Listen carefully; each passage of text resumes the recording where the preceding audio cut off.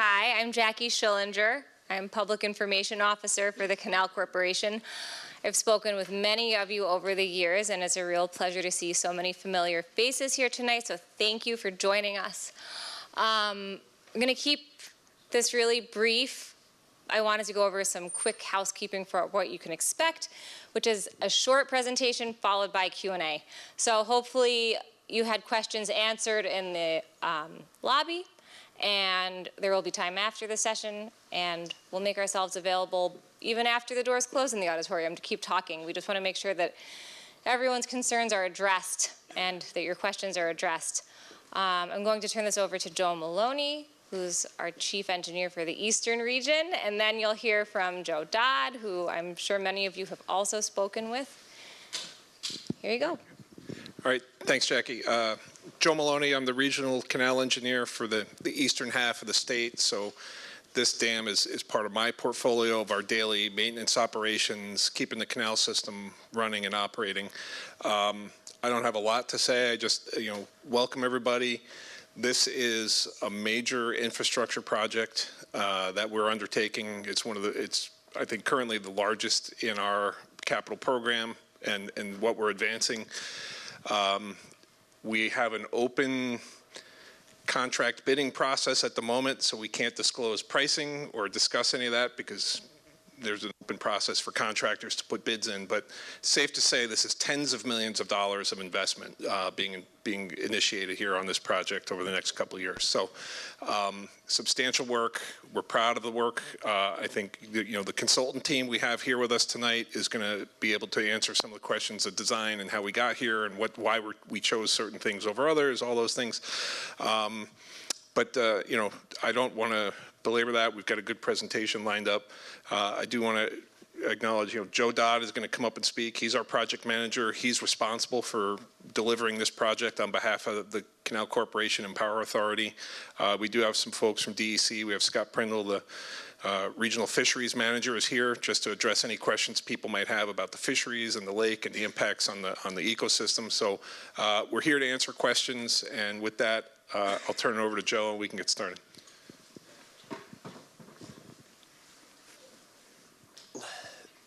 Thanks, Joe. Thanks, Jackie.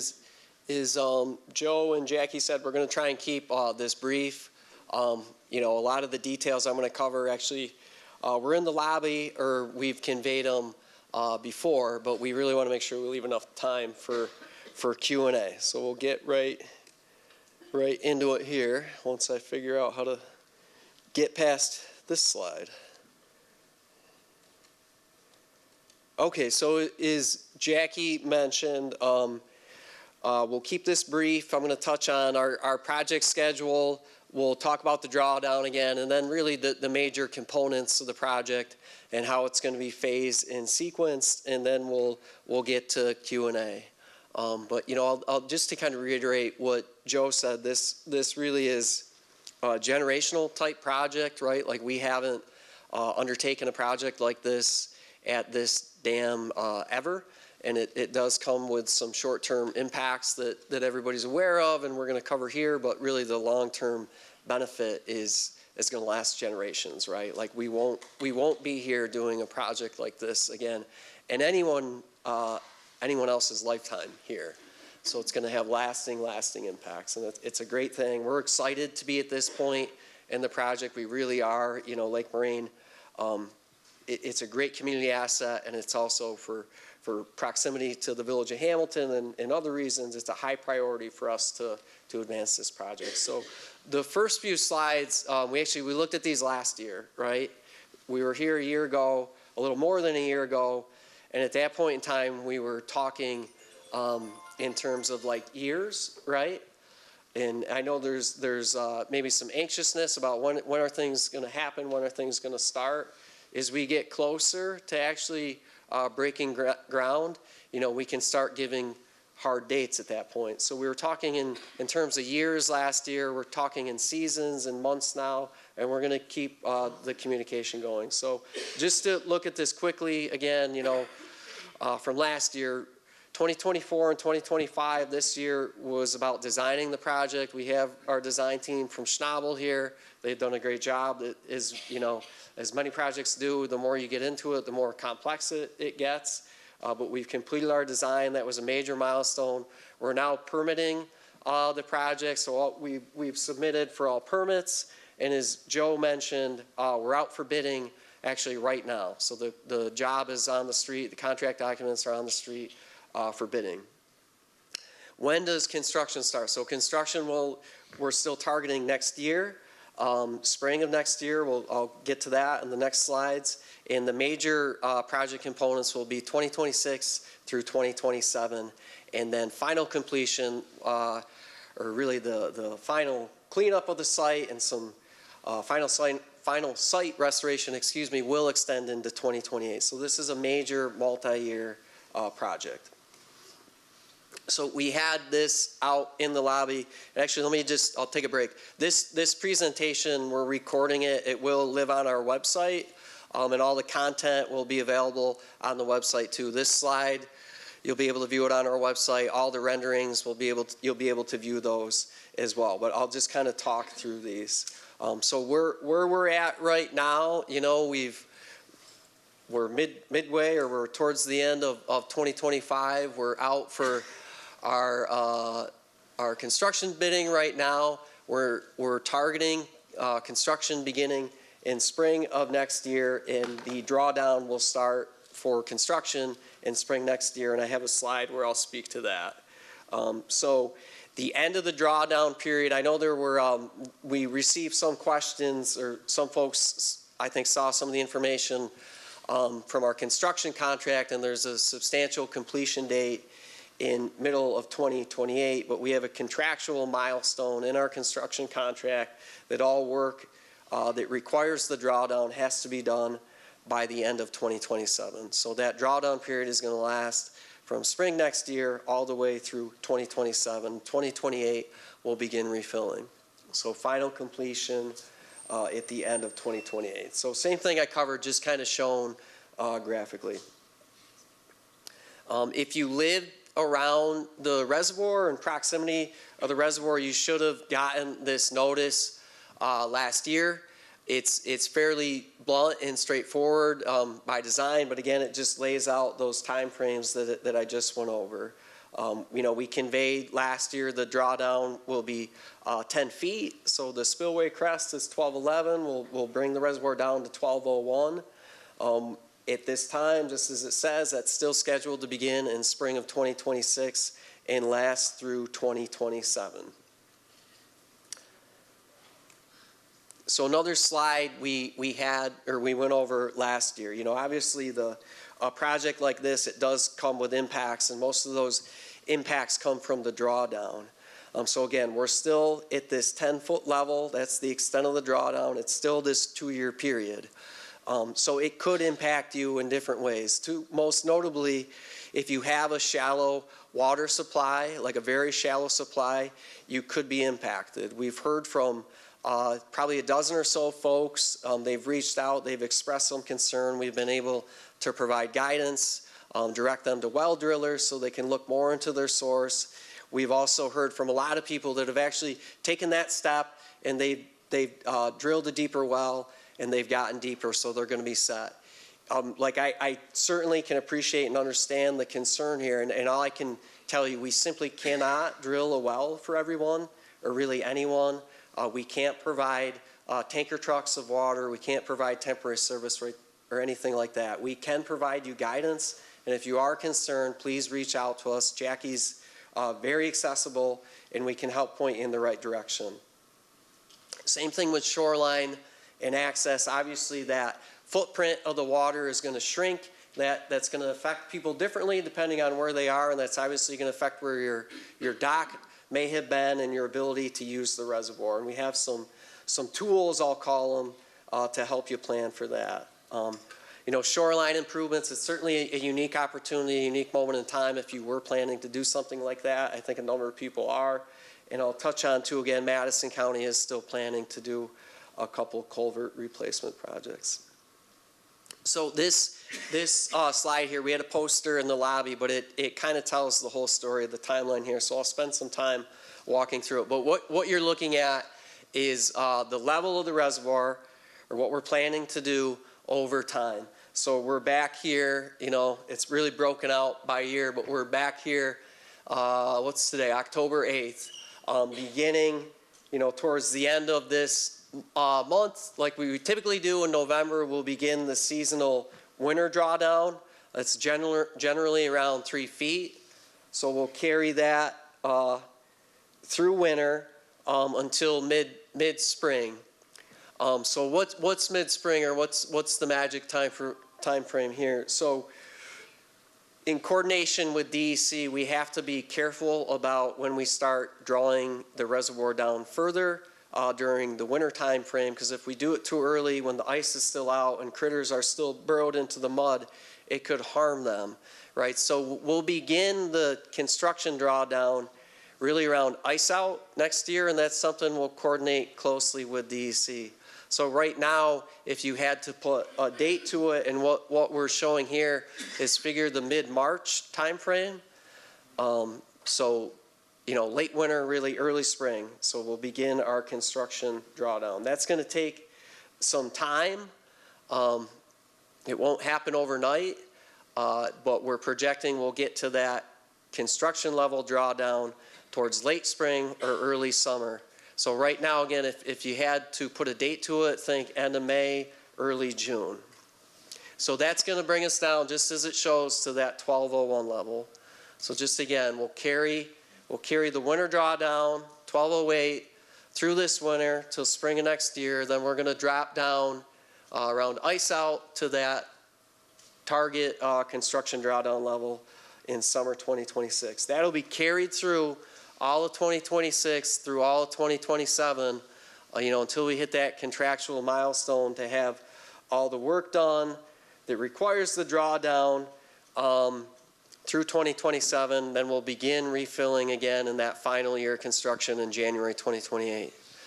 The blue cone that's shown here, you know, obviously I think it's fairly obvious, but we're in a very dry period right now.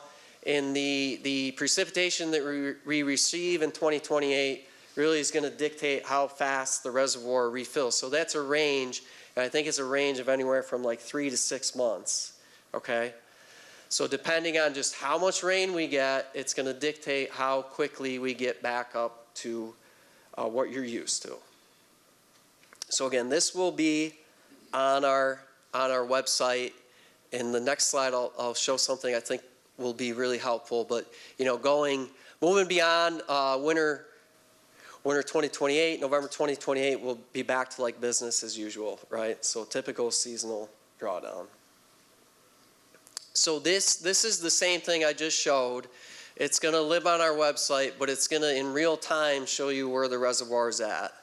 So the dotted blue line is essentially what I just went over, but the red line up there, that's where the level's at in real time. So that's going to be updated real time.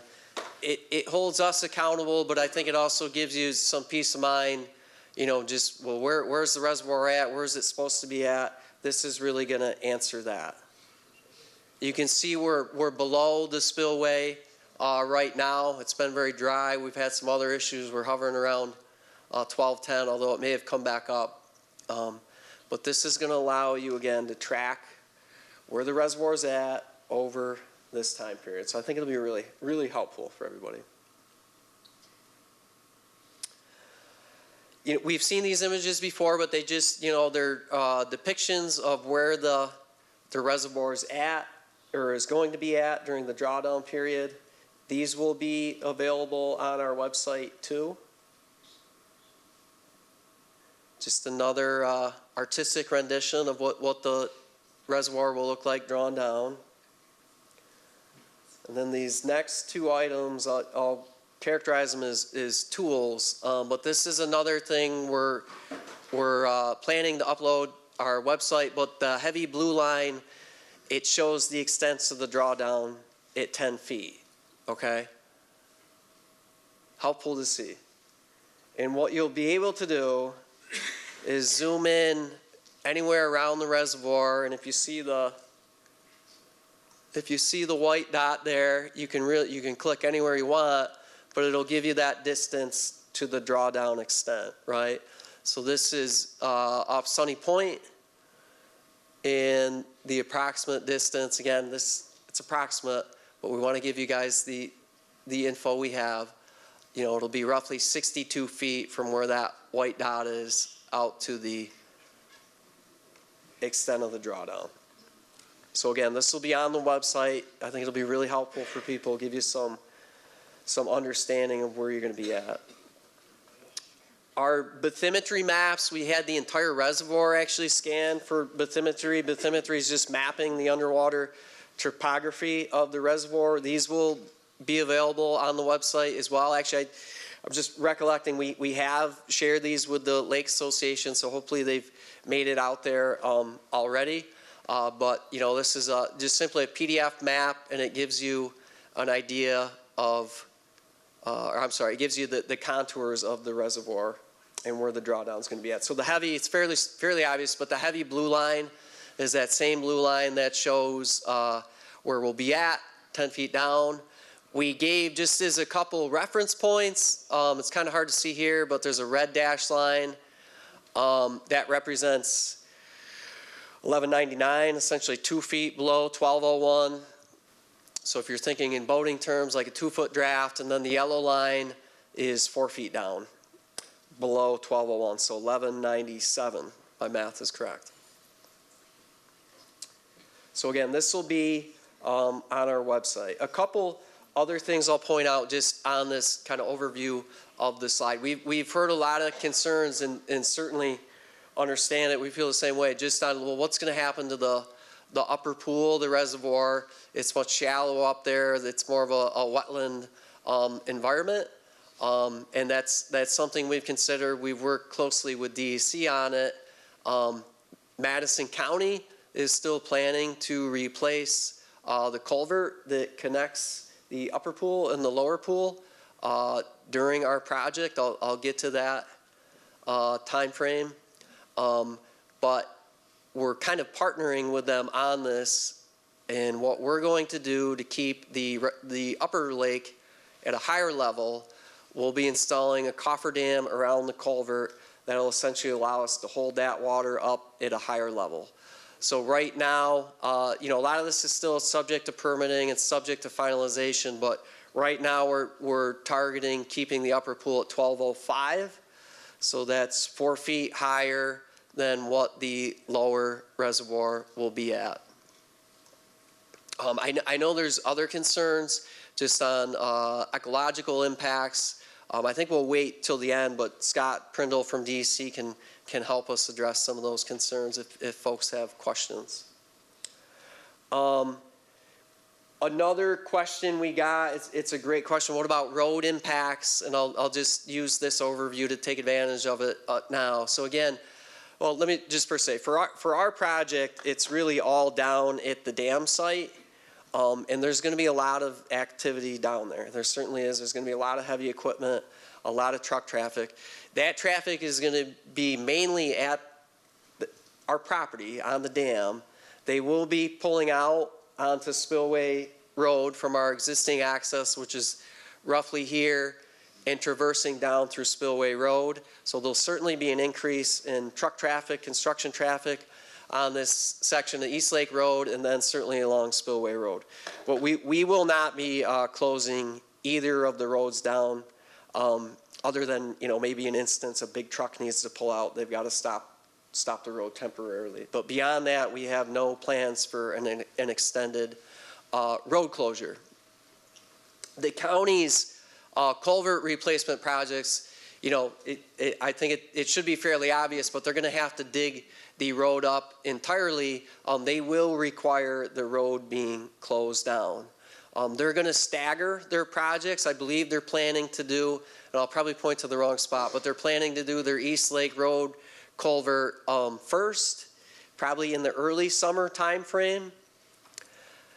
And then they're going to do the Causeway Culvert replacement project after that, you know, and really to minimize the impact and the duration of the shutdown of the roads.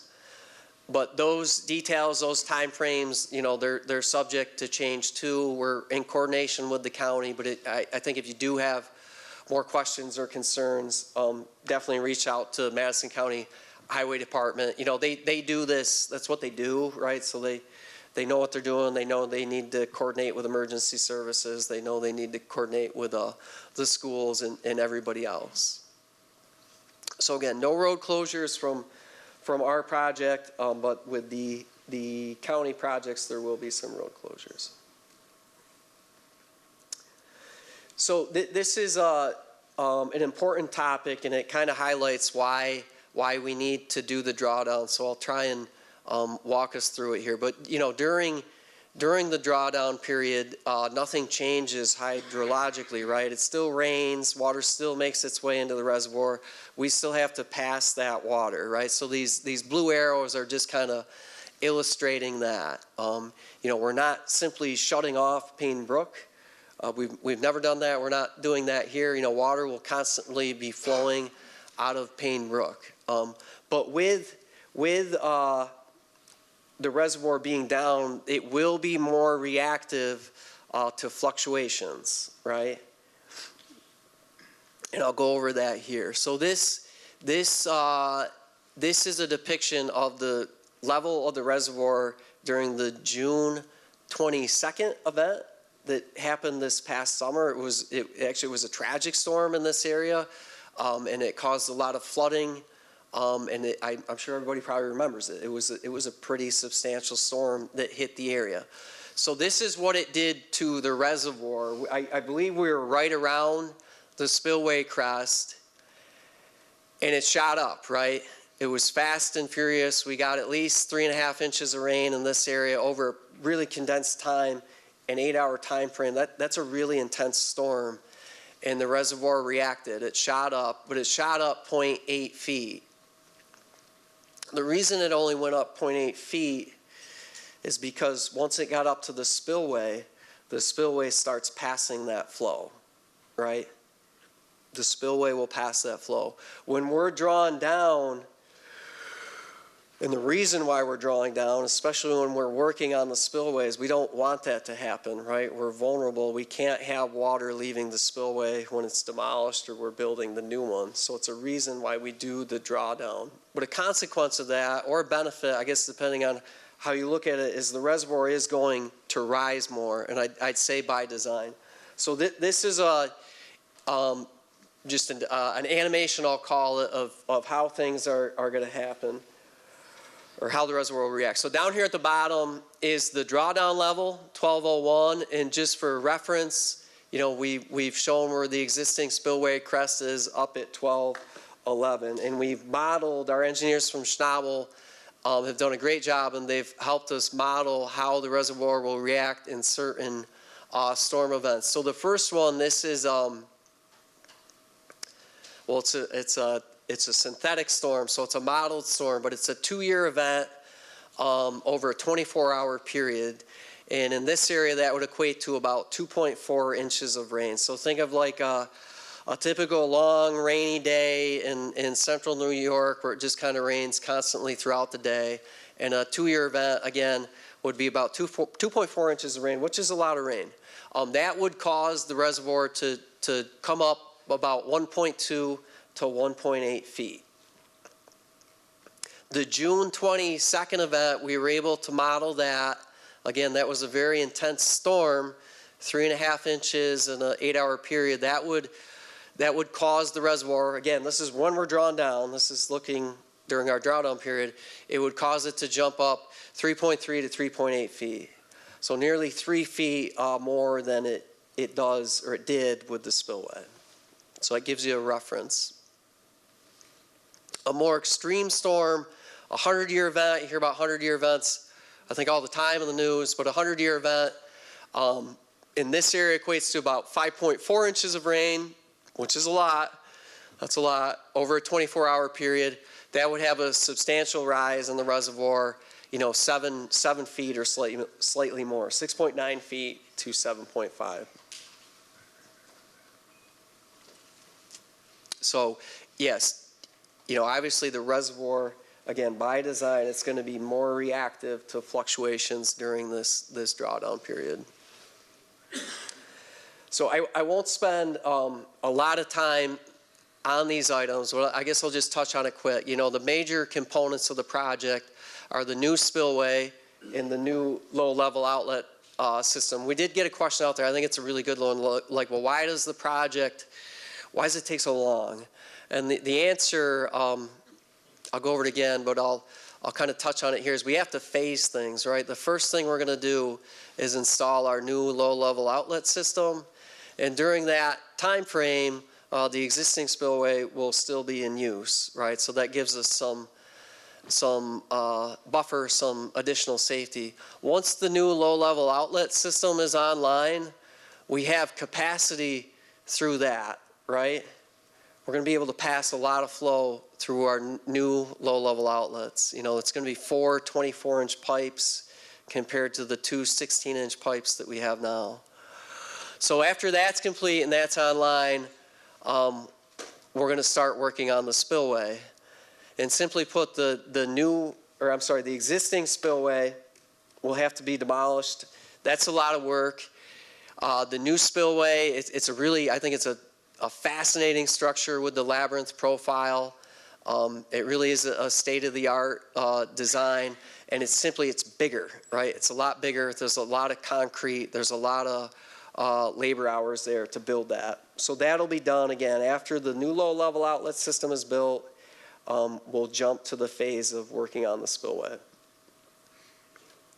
going to point out too quickly, we did get some questions. You know, are you guys seizing property? What's happening on the sides of the dam? So I just wanted to address that here to the extent I can. So just looking at the yellow area and kind of the rough yellow oval there, simply put, there are parts of the dam that we don't own, right? So literally our property line is here. We own on this side. We don't own on the other side. It's not really a good situation for us. I don't think it's a good situation for those property owners either. So we're dealing with the property owners on that side really to work to a solution. On the other side of the dam, where the red oval is and the red arrow here, there's actually an area that's naturally low with respect to the dam. Okay, and that's not good either. So what would happen during a massive storm event that we have to design to is water would leave the reservoir through this area. It could lead to consequences at the dam. It would certainly wash out the road. It wouldn't be a good situation. So we're working with that property owner there too, and what we're proposing to do is essentially build a berm over there to block water off, keep it in the reservoir, and pass it through our new spillway. So just a neat perspective of the new labyrinth spillway. We had a few really good questions. What improvements are we going to make to the spillway, and what's that going to mean for our winter drawdown? So integrated into the spillway is this gate, and that's going to allow us to control the upper 10 feet of the reservoir. So essentially we'll have the ability to set that gate at any elevation we want in that upper 10 feet, and we can manage the reservoir to that level. And it's a huge benefit for us. It's a huge benefit for you all, because quite frankly, it's a struggle for Joe and his staff to manage the level of the reservoir at the bottom of a pipe, right? This is kind of a set it and forget it. We can set that gate at the level we want, and we'll manage via the gate, the water level. We had questions too, or a lot of interest. I think it's fantastic. I love the interest we're getting in the project, and it's certainly understandable. But what are the extents of the cofferdams? This is not exact, but it's just meant to give you a rough idea of where the cofferdam is going to be, but it's really going to be tight to the new spillway. So the yellow lines are indicative of where the steel sheet pile cofferdam are going to be. So it's going to be confined to that immediate spillway area. This is over on the right abutment, but this gray block here, it's a concrete valve house. It will house the new upper valves, or the upper valve house for the new low-level outlet system. That's where we'll control flow out of our low-level outlet system. Adjacent to it is the auxiliary spillway. That will be blocked off with a sheet pile here, and we're actually going to build an access road to get across there. The cofferdam, so we have two cofferdams, right? The one at the spillway that I showed, and we'll have one here at the upper valve house. The excavations, at both of them really, they'll be deep. That's why we need these cofferdams. We also need them to protect the excavation in the event that the reservoir does rise. But similarly, the extents of the cofferdam really will be tight and localized to that upper valve house. So again, the yellow lines are just a rough depiction of that. I'm almost done, I promise. Okay, so the sequence of construction, again, this is just a high level overview. But what does year one look like? So 2026, site prep, obviously, initially. The valve house will be relocated. You know, both embankments are going to get totally regraded. So we need to move that historic valve house. So that's going to be deconstructed very carefully early on. That cofferdam at the low-level outlet will be built, that I just went over. The major work item in the first year is to build the new low-level outlet system. We'll also be abandoning the existing low-level outlet system. So these are the gravity pipes that run through the dam. They'll simply be filled with grout and some additional things to really block them off. And then we'll actually be doing the improvements on the left embankment, so that'd be the other side. So the regrading, the drainage, and some other improvements there. Jumping to 2027, again, it's critical that we get the new low-level outlet system built, and then we'll begin working on the new spillway. So obviously the cofferdam will go in first. We'll get it dewatered. The existing spillway will be demolished. The new spillway will be built, and then the embankment improvements on the right embankment will be built as well. Upstream slope buttressing, so what does that mean?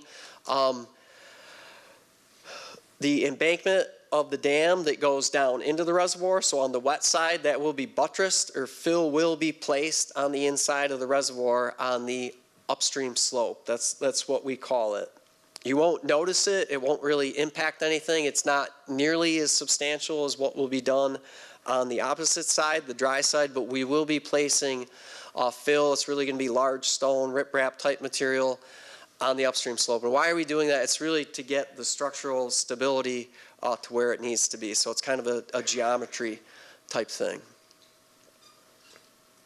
2028, we'll be wrapping up reservoir management. That's a critical milestone, but that means, we're at a point where we're going to begin refilling. The valve house will be reconstructed in its new position where it's shown there. We'll have another bridge that'll span the new spillway, so that will be built. And then other access roads will be constructed around the site, and then just final site restoration and site improvements. And it's a lot of work, but we really are excited. This is a priority project for us, and we are excited to move it forward. So that concludes the formal presentation. Jackie's information is up on the screen now. It's also on the project website. And absolutely, if you guys have questions, if you have concerns, please do reach out. But with that, we'll open it up to Q&A now. Joe, can you go back to Jackie? Sure. Yep. Sorry. Yep. Joe, you want to describe what we're doing at the boat ramp? Sure. Yeah. Thank you, Scott. Yeah. So we, right. I think I had mentioned it last year, but we are still planning to temporarily extend the boat ramp. So folks that are so inclined or want to will still be able to launch. So what that's going to be is essentially an aluminum kind of textured mat that'll actually roll out. It'll be secured from the existing concrete ramp deeper into the reservoir, so you'll still be able to launch your boat. Thank you for reminding me. It's not gonna go off the end, though, right? Isn't it gonna go off the side towards the culvert? Yeah, it's going to have to kind of shoot more towards the culvert. That just seems to be where things get deeper. But you know, we somewhat have to see how things look, you know, when we get drawn down too. But. Thank you for that. You're welcome. Yeah. That's awesome. Thank you. And DEC is gonna take advantage of it being drawn down. We're gonna actually pour additional concrete off of it to take care of Thank you. the erosion. That's even and power awesome. loading. That's awesome. So we can't just simply extend the concrete farther out to accommodate this drawdown because there's slope issues. Obviously we can, but to get to 13 feet of water, what's currently 13 feet of water, the slope, you have to have a certain slope, because otherwise, yeah, you can back out there, but your tailpipe's gonna be underwater, you can hip waders or chest waders, so. It's not as simple as just extending the ramp out straight. That's why I would think we're gonna go kind of at an angle over towards the culvert, because it's a little bit deeper there. So, practice your backup skills.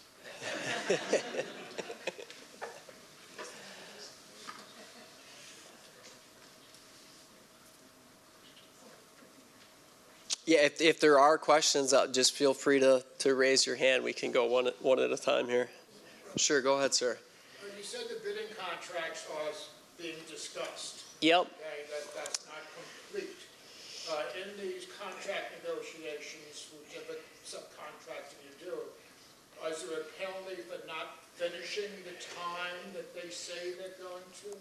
There is, yeah. We call that liquidated damages, right? So they'd be assessed for every day beyond substantial completion and then final completion. Okay. Yep. Thank you. Joe, what about the January 1 rewatering date? Is that a liquidated damage? Yeah, so we have some contractual milestones, and right, so penalties for not meeting contractual milestones, how do we have that laid out? So there's a few in the contract. Again, they're stipulated in the contract. They're part of the contract. One is to have all work done that requires the drawdown, you know, by the end of 2027. That's a very critical contractual milestone. There are damages associated with that too, liquidated damages. The next two are just typical contractual milestones: substantial completion and then final completion. Substantial completion simply means like the project is done and ready for the owner, us, to take over use of the site. Final completion means everything's done, all punch list items, the contractor's looking to wrap up and leave. Sure. In case of catastrophic failure, Yep. is there any provisions to notify me, because my house is directly across from the spillway, to let me Sure. get out before I wind up in the Chesapeake Bay? I've been meaning to talk to you. And we finally met. I have. I've been at the site so many times in the past year, and I see you pull in, and we have. So I'm glad we met tonight, because yeah, we've been meaning to talk to you. I think, you know, in terms of, actually I didn't talk about it. I will answer your question. In terms of noise and dust at the site, I think certainly you're. Time between 1 and 2? Okay, all right, we'll write that in. You're going to feel it the most. You know, that the noisy activities are going to be demolition, installing the sheet pile. Certainly you're going to hear that most, just being closest to the site. The further you get away, obviously, the less the noise is going to be an impact. But, you know, so in general, I'm saying we don't think it's going to be that bad. To answer your question, the answer is yes. We have an emergency action plan, and any dam owner has to have, or they're required to have, an emergency action plan, and that really lays out a process for notifying people that are in the flood zone. You'd be the first to be notified. Do I get U-curve also? During construction, we actually, because the dam is different, right? During a time we'll be without our spillway. We'll have open excavations. So we actually have a special emergency action plan that's respective to the conditions of the dam during that time. So any changes that may be necessary, notifications, or how we react, will be stipulated in that. And that's a document that we're working on. But let me give you my card before we leave tonight. Joe, building Sure. building on the question about construction, is it limited to certain hours of the day for the contract? It is, yeah, that's a good question. You know, I think what we have in there is typical construction timeframes, but 7 a.m. to 5 p.m. The contractor may request overtime hours, and that's something we'd consider, but you know, it's not going to be 24 hours a day or anything like that. Mayor, please. I appreciate the fact that he will be notified if there is any issue with the dam. How will the village be notified? God forbid there be a Screening the whole way. Yeah. So again, it's a very formal process. It depends on maybe who first notices a condition, but obviously we're first to be notified, and Joe might help me out here. But one of our first calls is to the local emergency responders, and they're actually responsible for implementing the emergency action plan. Yeah, I'll jump in just briefly. So this dam already has an emergency action plan in place. All of our high hazard dams, intermediate hazard dams, it's a DEC requirement. We're supposed to do that. And yeah, as Joe said, it's a very formal process.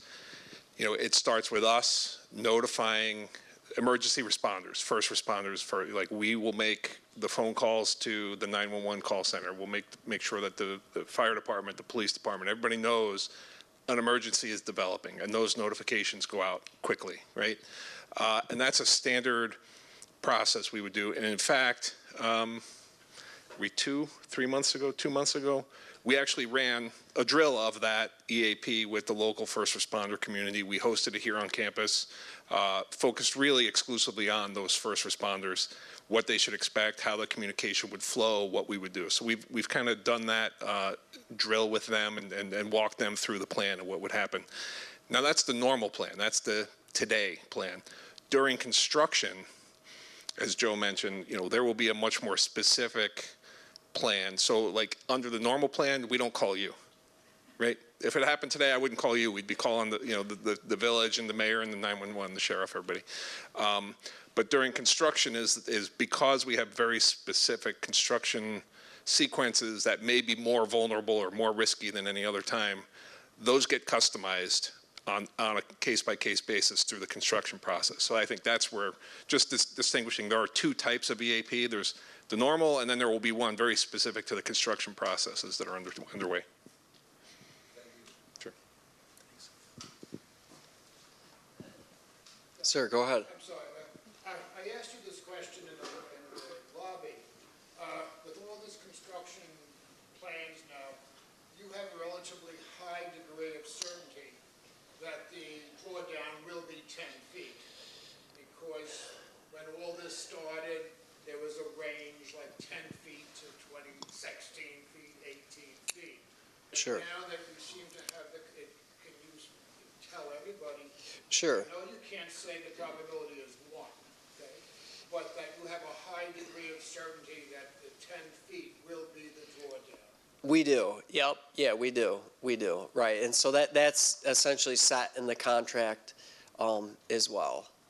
In how we landed at that, I think we talked to that at length a year ago, but it's essentially balancing impacts on both sides, right? Like impacts to the environment, impacts to property owners, but also construction impacts. You know, it impacts the safety of the job. It impacts the efficiency of the job. And it impacts the cost substantially. So it wasn't an easy thing for us to balance, but where we landed at is at 10 feet here, and that is set, right? So it really only has 8.5 feet to go. I'd have to check the gauge, but that, yeah, you could be right, yeah. 8.5 feet already.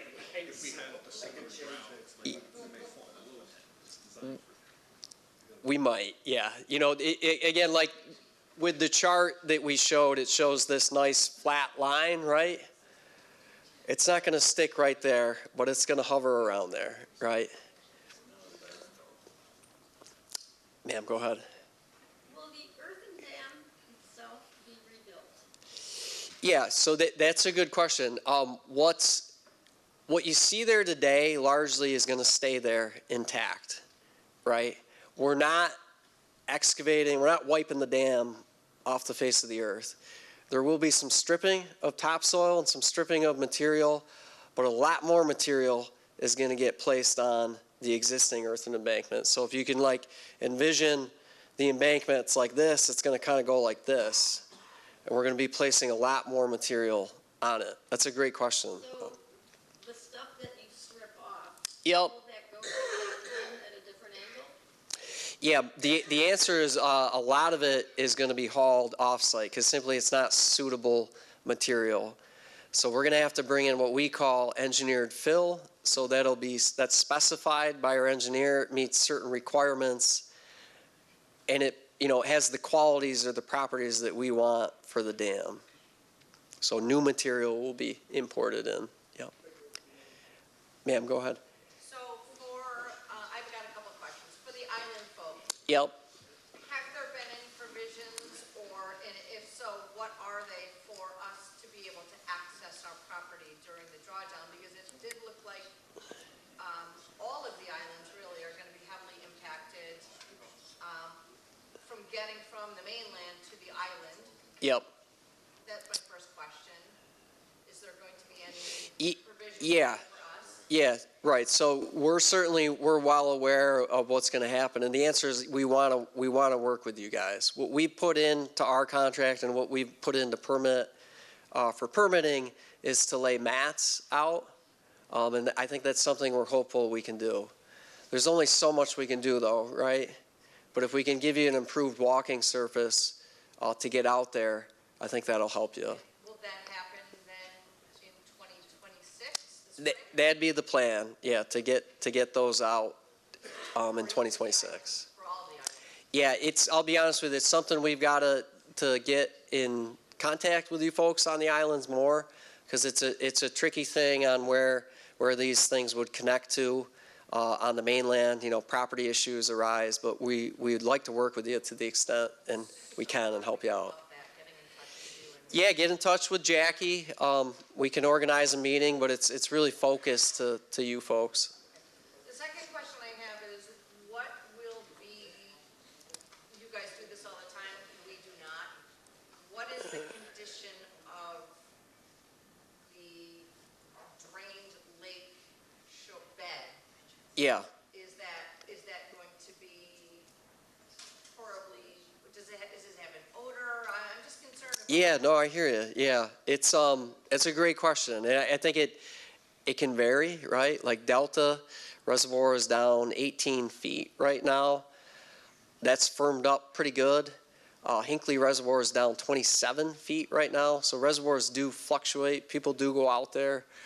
Come on up, Joe. We did a tree clearing project at Erieville Reservoir a couple of years ago. That was down 7 feet.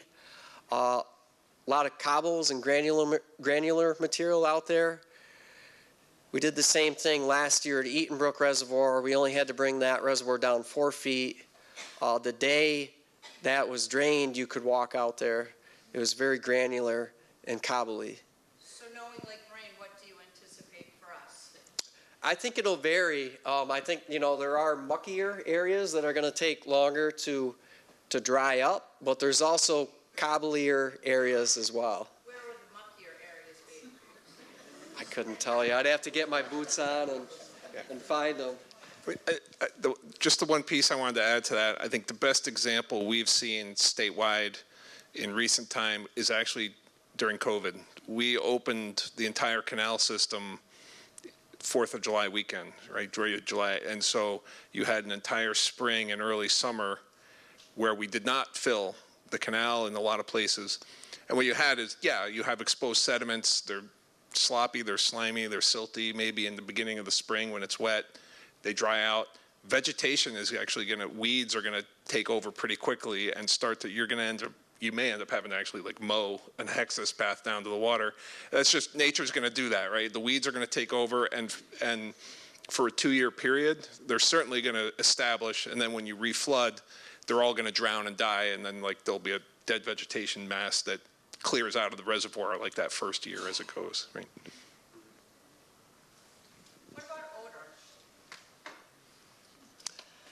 I think initially there could be an odor, but once things dry out, it'll go away. Scott, I don't know if you want to add anything to this end of things, Yeah, but I mean, when it goes down, there's gonna be organic material on the bottom that's gonna rot, and actually drying it out will help settle that down a lot better than if it stayed totally wet. The air helps, the aerobic bacteria will drop that a lot quicker than if it's submerged.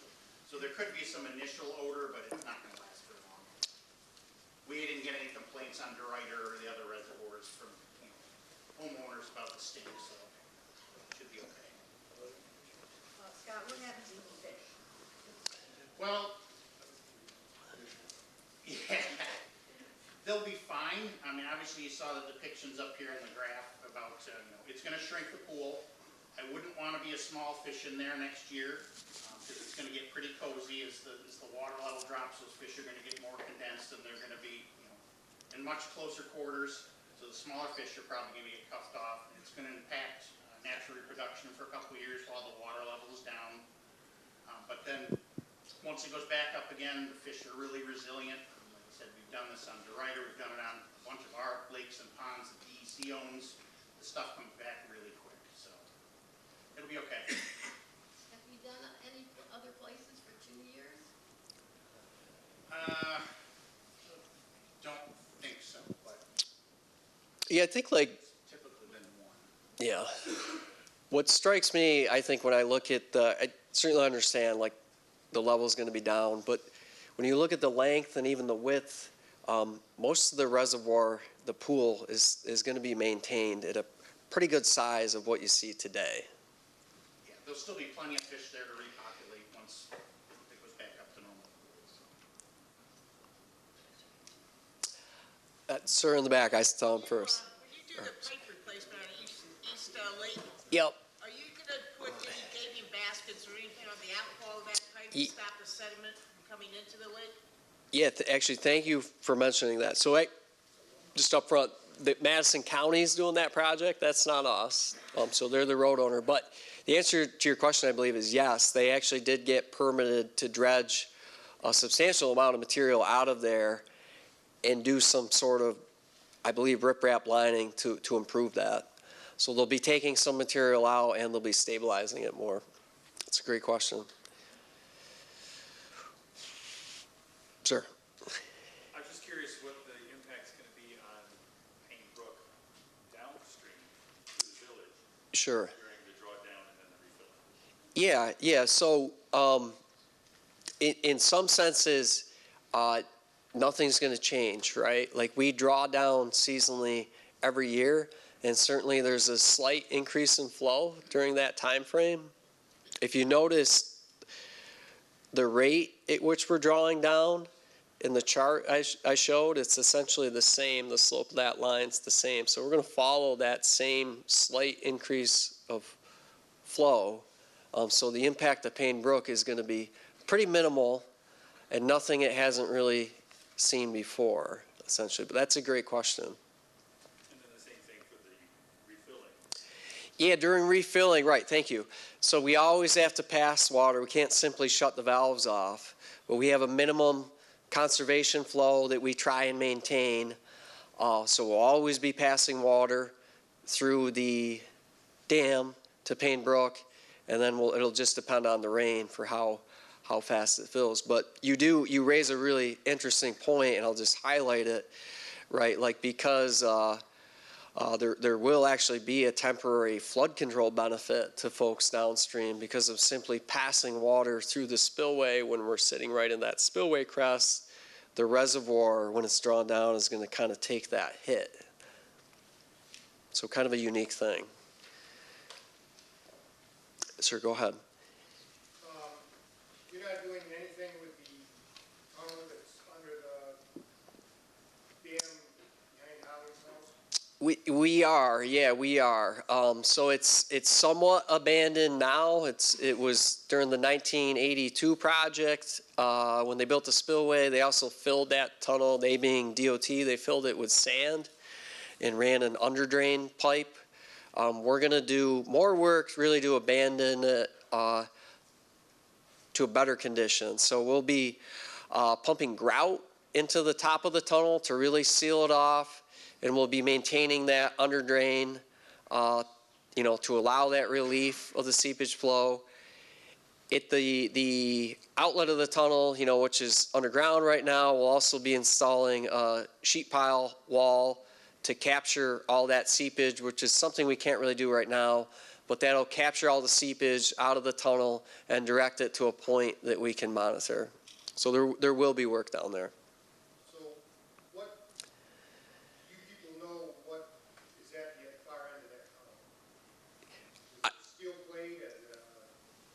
Oh, what's at the far end of the tunnel? Yeah, what's keeping the lake? Oh, so, right, so I believe there were two pipes that came through the dam. It's a great question. It's kind of, I find it fascinating. What the gentleman's referring to is actually the original outlet for the dam. And if you look back in the records, there were issues with them. They got clogged. So this is back in like the late 1800s. But there were valves at the outlet of these pipes within the tunnel that you're referencing. They were closed. And then again, this is late 1800s. They actually demolished the embankment on the other side and built the new pipeline system in the valve house that you see today. During the 1982 DOT project, I don't know exactly what they did, but they went in there and tried to close those valves even more, the best they could. It was documented that seepage flow and leakage flow did persist out of the pipelines or the valves. That's why they installed an underdrain system. You don't want to surcharge a dam, so that provided the relief of the water through there. But they filled it with sand, right? They simply filled it with sand. I do have, if you have interest, we do have a cross-section view of that. I think you'd find it interesting. We can share it with you. Yeah. Ma'am, go ahead. Can we extend our docks out to where the water will be? Because some of us do depend on lake water for our homes. Sure. Yeah. The short answer, this is something we chatted with DEC and the Office of General Service, OGS, on. And in short, there's no issue with doing that. Ma'am, go ahead. Some of us that live on the islands have wells. Sure. How will this affect those wells? Yeah, it's really hard to say. If you have a really shallow well, you could be impacted. If you're getting deeper than our drawdown level, I don't imagine you're going to have an issue. But geology underground is a tricky thing, and the best thing we can tell you really is to talk to a well driller. There's a lot of good qualified ones in the area, but it's such a unique thing for property or per property, and you could be at a relatively shallow level and you might be fine. You might actually be fine. It just really changes where you're at, and it could vary. So it's hard to tell you, if you're safe here or you're not safe there. How about the quality of the water? Yeah, like I guess I'd highlight one thing, like in the Department of Health language or eyes. If you have a well that changes with respect to a surface water, so say a reservoir, it's referred to as groundwater under the direct influence of surface water. Okay, it's a Department of Health thing. And it's not, if you're in that condition, it's not necessary, it's really not a good thing. You're subject to fluctuations of that surface water, and you're also susceptible to contamination. You're at a higher degree or likelihood of your well becoming contaminated because it is subject to whatever is going on in that water body. That's why with a well, you want to get deep down into the aquifer where things are more stable. and the quality's better. Yeah, we are getting later. I see some folks are starting to leave, but if there are, I guess, final call or any final questions from anyone? And again, you can reach, put Jackie's info back up. Here it goes. Okay. Island residents, if you need to reach me, you can always call, but it's better to email, and in the subject, put in capital letters, Island Access, and that ensures your email doesn't get lost in the shuffle. So thank you very much.